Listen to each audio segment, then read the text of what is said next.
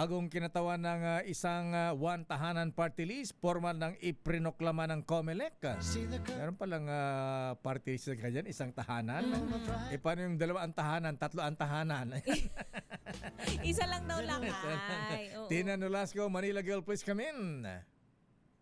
Tina. Nakay, opisyal na ngang iprenoklama ng Commission on Election o COMELEC bilang kinatawan ng one tahanan party list si Representative Elmer V. Catulpos ngayong araw.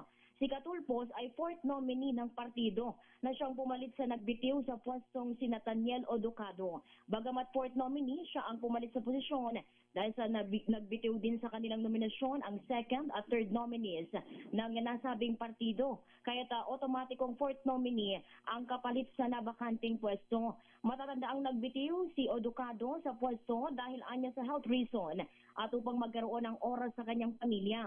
Una na ring itinanggi ni Odocado ang mga espekulasyon na may kinalaman ng kanyang resignation sa kanyang boto na sumusuporta sa impeachment complaint laban kay Vice President Sara Duterte. Ito si RH19 Nolasco para sa DZRH, una sa Pilipinas, una sa Pilipino.